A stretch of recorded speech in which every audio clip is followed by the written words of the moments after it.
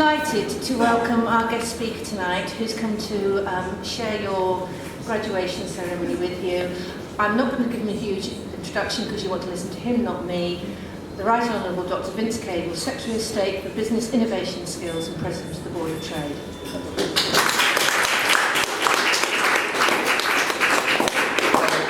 Thank you very much for inviting me. I'm sorry I'm a bit late and kept you waiting. Votes in the House of Commons, and I'd like to stay behind and talk to you afterwards. I may have to leave early though, and Tessa Munn, who's my parliamentary colleague and my PPS, as we call it, Parliament Principal Private Secretary, will stay, and we want to maintain a relationship with you. My department does two big things really. One is universities and further education, and the other is business industry. And so in a way it's appropriate that I'm presiding at a graduation ceremony for people going into business and business boards. It links the two very neatly. I think what's happened over the last few weeks or months is we've had a very good visual demonstration about why boards of directors matter. The shareholder spring has really highlighted the importance of directors and an absolutely pivotal role in the corporate system, and it's the pivot, if you like, the interface between the owners, the shareholders, and senior management. And non-executive directors are absolutely critical to getting that balance of interest right. And it's a balance of interest that reflects in company strategy, in remuneration policy, which is the current topic of the day, but it could also relate to other big things. And one of the issues we're trying to develop in government is a much more long-term approach to company investment.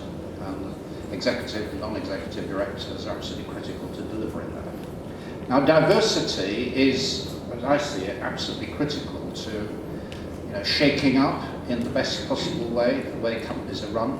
I mean, there is a long-standing issue about the lack of representation of women. I mean, there's a very substantial number in the audience, more than the national average. Which the FTSE companies at the moment is FTSE 100 is about 16%.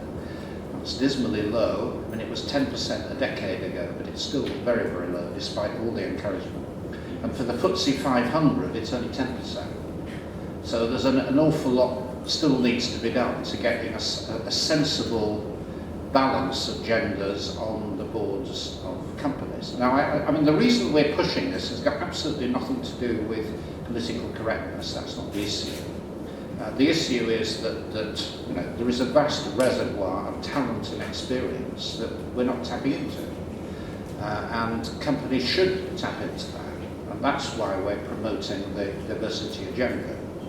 And it isn't simply an issue of women. I mean, something that applies to everybody in this room is we want new blood. I mean, there is this, I don't want to be too pejorative, but there is this sort of sense of a bit of a magic circle. People who get onto boards and rotate, and they know everybody, and it's a bit of a closed circle. And the way to break that is to having new people come into the system. And I'd very much like to see a world in which, say, 2 people serving on every board are people who've never been on a board before. And that's your role, and you're the graduates. That's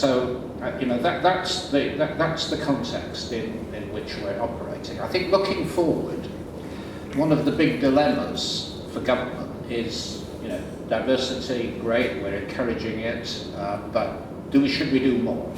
I mean, I'd be interested in your views actually when I go around. I mean, should we be mandating diversity or just letting it happen? I mean, at the moment, the government's approach, which I very strongly endorse, is a voluntary one,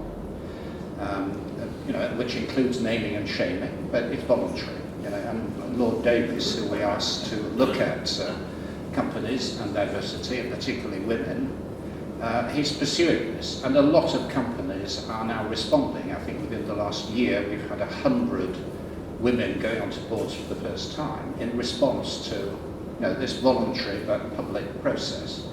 The European Commission is pushing a mandatory approach.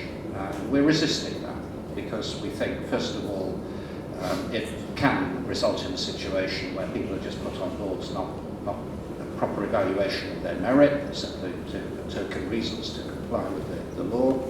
And if a company doesn't believe in it, they're going to abuse the system in some way. You're getting a small number of people rotating between boards very rapidly, which I think happens in Norway. So I think we're not persuaded that the mandatory approach is right. We think the present approach of encouragement, mentoring, leaning on companies to do more in terms of diversity is the right approach, and that's where we are. But of course, as a final result, I mean, if companies remain very closed and lacking in diversity, that is an option, but it's not one we're pursuing in the UK, and I don't want to go down that road.